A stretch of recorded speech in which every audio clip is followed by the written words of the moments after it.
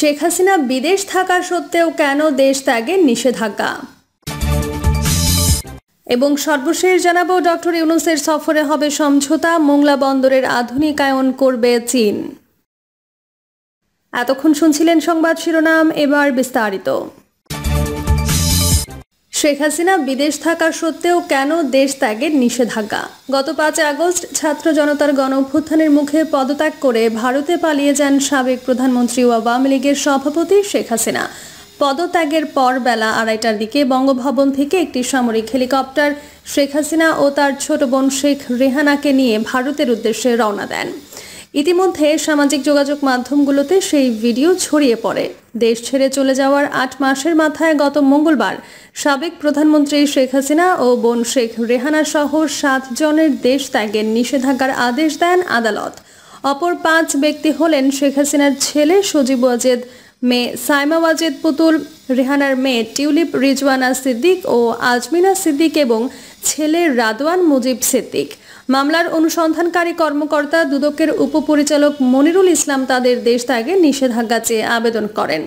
অনুসন্ধানকারী এই কর্মকর্তা লিখিত আবেদনে উল্লেখ করে বলেন, শেখ হাসিনা, তার ছেলে সজীব ওয়াজেদ জয়, ছোট বোন শেখ রেহানা ও তার ছোট বোনের মেয়ে টিউলিপ সিদ্দিক ও অন্যান্যের বিরুদ্ধে রূপপুর পারমাণবিক বিদ্যুৎ কেন্দ্র নির্মাণের নামে প্রায় 59,000 কোটি টাকা লোপাট আত্মসাতের একটি অভিযোগ দুর্নীতি দমন কমিশনে। অনুসন্ধানকারী এই কর্মকর্তা লিখিত আবেদনে উল্লেখ করে বলেন, শেখ হাসিনা, তার ছেলে সজীব ওয়াজেদ জয়, ছোট বোন শেখ রেহানা ও তার ছোট বোনের মেয়ে টিউলিপ সিদ্দিক ও অন্যান্যের বিরুদ্ধে রূপপুর পারমাণবিক বিদ্যুৎ কেন্দ্র নির্মাণের নামে প্রায় 59,000 কোটি টাকা লোপাট আত্মসাতের একটি অভিযোগ দুর্নীতি দমন কমিশনে অনুসন্ধানাধীন রয়েছে।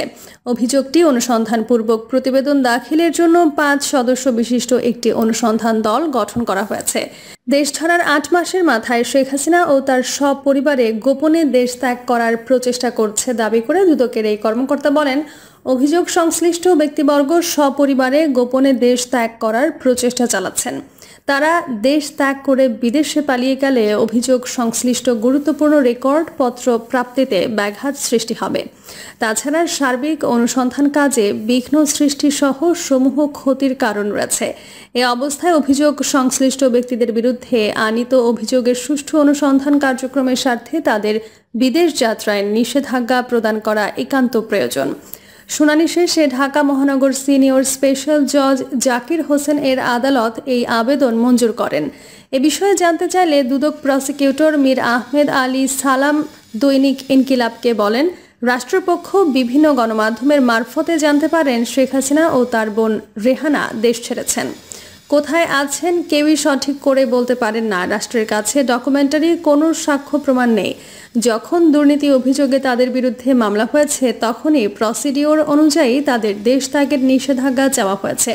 পরবর্তীতে তাদের কেউ যদি দেশে আসেন আর ফেরত যেতে পারেন না। যতক্ষণ পর্যন্ত রাষ্ট্রের কাছে প্রমাণিত নয় তারা দেশের বাহিরে অবস্থান করছেন, ততক্ষণ পর্যন্ত তাদের দেশ ত্যাগের নিষেধাজ্ঞা চাইতে পারেন দুদক। এক প্রশ্নের উত্তরে তিনি আরও বলেন, এখন পর্যন্ত 1.5 থেকে 2 শতাধিক আওয়ামী লীগ নেতাকর্মীর দেশ ত্যাগের নিষেধাজ্ঞা চাওয়া হয়েছে। তাদের অধিকাংশই দেশের বাইরে অবস্থান করছে বলে আমি শুনেছি। তবে রাষ্ট্রের কাছে প্রমাণিত না হওয়ায় ধরে নেবেন তারা দেশের মধ্যে অবস্থান করছে। মামলার তদন্তের স্বার্থে যে কোনো সময়ে দেশ ত্যাগের নিষেধাজ্ঞা চাইতে পারেন। আইন বিশেষজ্ঞরা বলছেন, মামলা বা অনুসন্ধান চলাকালীন অবস্থায় যে কোনো ব্যক্তির দেশ ত্যাগের নিষেধাজ্ঞা চাইতে পারেন দুদক। এর আগে দেশ ত্যাগের নিষেধাজ্ঞা চাওয়ার কোনো সুযোগ নেই। তবে আদালত চাইলে স্বপ্রণোদিত হয়ে বিভিন্ন ধরনের নিষেধাজ্ঞা দিতে পারেন। এটা আদালতের বিশেষ এখতিয়ার। সংশ্লিষ্ট আদালতের দুদক জিআরও শাখার কর্মকর্তারা এই বিষয়ে কোনো মন্তব্য করতে রাজি হননি। এদিকে সাবেক প্রধানমন্ত্রী শেখ হাসিনা ও তার পরিবারের সদস্যরা দেশের বাইরে থাকা সত্ত্বেও তাদের দেশ ত্যাগে নিষেধাজ্ঞা দেওয়ার কারণ সম্পর্কে জানতে চাইলে দুদকের মুখপাত্র মহাপরিচালক মোহাম্মদ আখতার হোসেন কোনো মন্তব্য করতে রাজি হননি। তবে দুদকের এক উচ্চ পদস্থ কর্মকর্তা দৈনিক ইনকিলাবকে বলেন, দুর্নীতির অভিযোগ সংশ্লিষ্ট কোনো ব্যক্তি বা আসামির বিরুদ্ধে যখন রাষ্ট্রীয় কিংবা আন্তর্জাতিকভাবে পদক্ষেপ গ্রহণ করা হয় তখন সংশ্লিষ্ট ব্যক্তির বিরুদ্ধে আইনগত সব প্রক্রিয়া সম্পন্ন করতে হয়। কারণ ওই ব্যক্তির বিরুদ্ধে আইনগত কোনো প্রক্রিয়া বাকি রয়েছে এমন কোনো প্রশ্ন যাতে না ওঠে। সেসব দিন বিবেচনা করে দেশের বাইরে থাকা সত্ত্বেও শেখ হাসিনা ও তার পরিবারের সদস্যদের বিরুদ্ধে দেশ ত্যাগে নিষেধাজ্ঞা দেওয়া হয়েছে। ডক্টর ইউনূসের সফরে হবে সমঝোতা, মোংলা বন্দরের আধুনিকায়ন করবে চীন।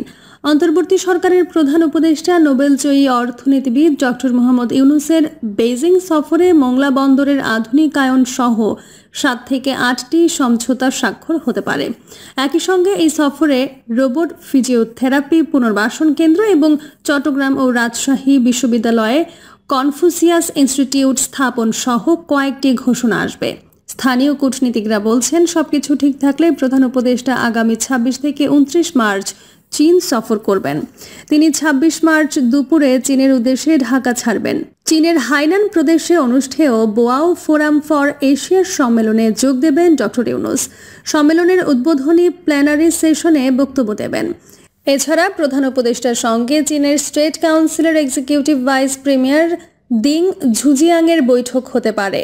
28 মার্চ বেইজিংয়ের গ্রেট হল অব দ্য পিপল এ চীনের প্রেসিডেন্ট শি জিনপিং এর সঙ্গে বৈঠকে বসবেন ডক্টর ইউনূস। একই দিনে হুয়াওয়ে কোম্পানির উচ্চ প্রযুক্তি সম্পন্ন এন্টারপ্রাইজ পরিদর্শন করবেন তিনি। 29 মার্চ চীনের বিখ্যাত বিশ্ববিদ্যালয় পিকিং ইউনিভার্সিটি তাকে সম্মানসূচক ডক্টরেট ডিগ্রি প্রদান করবে এবং সেখানে তিনি বক্তব্য রাখবেন। পরে বেইজিং থেকে চীনের একটি বিমানে ঢাকায় ফেরার কথা রয়েছে প্রধান উপদেষ্টার। ঢাকা বেইজিংয়ের কূটনৈতিক সূত্রগুলো বলছে, ডক্টর ইউনূসের বেইজিং সফরকে কেন্দ্র করে 12 থেকে 15টি সমঝোতা স্বাক্ষর করার প্রস্তাব দিয়েছে চীন, যার মধ্যে চীনের প্রেসিডেন্টের বৈশ্বিক উন্নয়ন উদ্যোগ রয়েছে। তবে জিডিআই নিয়ে এখনই সমঝোতা স্বাক্ষর করতে চায় না ঢাকা।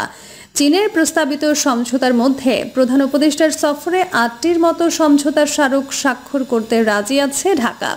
মোংলা বন্দর আধুনিকায়ন, ছাত্র জনতার অভ্যুত্থানে আহতদের চিকিৎসা ও পুনর্বাসন সহায়তা, 6ষ্ঠ চীন মেত্রী সেতুর সংস্কার, বাংলাদেশ হাইওয়ে নেটওয়ার্ক পরিকল্পনা বাস্তবায়ন, খেলাধুলা, প্রতি বছর 2 দেশের নির্বাচিত 50টি করে বই বাংলা চাইনিজ ভাষায় অনুবাদ ও দুর্যোগ সহযোগিতা বিষয়ক প্রকল্প সংক্রান্ত সমঝোতা স্মারক স্বাক্ষর হওয়ার কথা রয়েছে।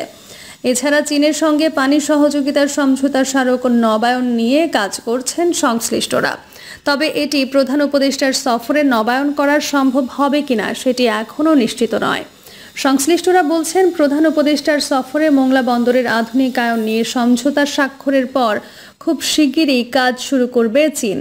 মোংলা বন্দরের সুবিধাদির সম্প্রসারণ উন্নয়ন নামের 4 বছর মেয়াদী এই প্রকল্পে ব্যয় ধরা হয়েছে 4068 টাকা, যার মধ্যে চীনের অর্থায়ন 3592 কোটি টাকা। মোংলা বন্দরের সুবিধাদির সম্প্রসারণ ও উন্নয়ন নামের 4 বছর মেয়াদী এই প্রকল্পে ব্যয় ধরা হয়েছে 4068 কোটি টাকা, যার মধ্যে চীনের অর্থায়ন 3592 কোটি টাকা। বাকি অর্থায়ন করবে সরকার। প্রকল্পটির মেয়াদের সময় ধরা হয়েছে চলতি বছরের জানুয়ারি থেকে 2028 সালের ডিসেম্বর পর্যন্ত। মোংলা বন্দরের সুবিধা বাড়াতে চলতি বছরের ফেব্রুয়ারিতে অন্তর্বর্তী সরকার জাতীয় অর্থনৈতিক পরিষদের নির্বাহী কমিটির বৈঠকে একটি প্রকল্প অনুমোদন করেছে। প্রকল্পটি চীন সরকারের উচ্চ পর্যায়ের তাগিদে অনুমোদন করা। প্রধান উপদেষ্টার বেইজিং সফরে কয়েকটি যৌথ ঘোষণা আসবে, যেগুলোর মধ্যে 50 বছর পূর্তি উপলক্ষে লোগো, বাংলাদেশের চাইনিজ অর্থনৈতিক অঞ্চল উদ্বোধন, বাংলাদেশে রোবট ফিজিওথেরাপি পুনর্বাসন কেন্দ্র স্থাপন, চট্টগ্রাম ও রাজশাহী বিশ্ববিদ্যালয়ে কনফুসিয়াস ইনস্টিটিউট স্থাপন। আগামী 5 বছরের মধ্যে 1000 খানেক বাংলাদেশি যুবাদের চীন সফরের মধ্যে অন্তর্ভুক্ত রয়েছে। এদিকে ছাত্র জনতার গণ আন্দোলনে ক্ষমতাচ্যুত সাবেক প্রধানমন্ত্রী শেখ হাসিনার বেইজিং সফরে 21টি সমঝোতা স্বাক্ষর ও 7টি ঘোষণা আসে। তিনি 2024 সালের জুলাইয়ে চীন সফর করেছিলেন। ওই সফরের 1 মাস যেতে না যেতেই ক্ষমতাচ্যুত হয়েছিলেন শেখ হাসিনা। জানতে চাইলে দায়িত্বশীল এক কূটনীতিক বলেন, প্রধান উপদেষ্টার চীন সফর নিয়ে চলতি সপ্তাহের শুরুতে পররাষ্ট্র মন্ত্রণালয়ে পররাষ্ট্র সচিবের সভাপতিত্বে আন্তঃমন্ত্রণালয়ে বৈঠক হয়েছে। বৈঠকে রাজনৈতিক সম্পর্ক, বাণিজ্য, স্বাস্থ্য, পানি, বৈদেশিক ঋণ, কৃষি, কানেক্টিভিটি, জ্বালানি সহ বিভিন্ন সহযোগিতার বিষয়ে আলোচনা হয়। প্রধান উপদেষ্টার সফরে কোন কোন বিষয়গুলো তুলে ধরা যেতে পারে সেই বিষয়ে সংশ্লিষ্টদের কাছে মতামত চাওয়া হয়েছে। এই কূটনীতিক বলেন, প্রধান উপদেষ্টা 26 থেকে 29 মার্চ চীন সফর করবেন। এটি দ্বিপক্ষীয় ও বহুপক্ষীয় সফর হবে। প্রধান উপদেষ্টার সফরের প্রস্তুতি চলছে। সফরে কয়েকটি সমঝোতা স্মারক সই হওয়ার কথা রয়েছে, 7 থেকে 8টি সমঝোতা স্মারক সই হতে পারে।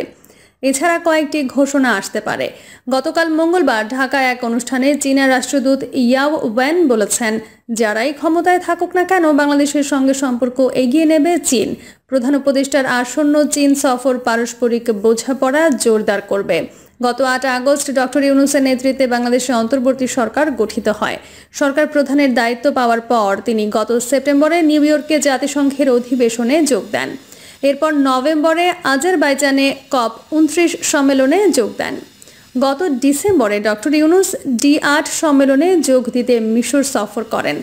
সবশেষ চলতি বছরের জানুয়ারিতে দাভোসে ওয়ার্ল্ড ইকোনমিক ফোরামের বার্ষিক সম্মেলনে যোগ দেন তিনি। প্রধান উপদেষ্টা আগামী 26 মার্চ প্রথম দ্বিপক্ষীয় সফরে চীন যাবেন। এটি দ্বিপক্ষীয় ও বহুপক্ষীয় সফর হবে।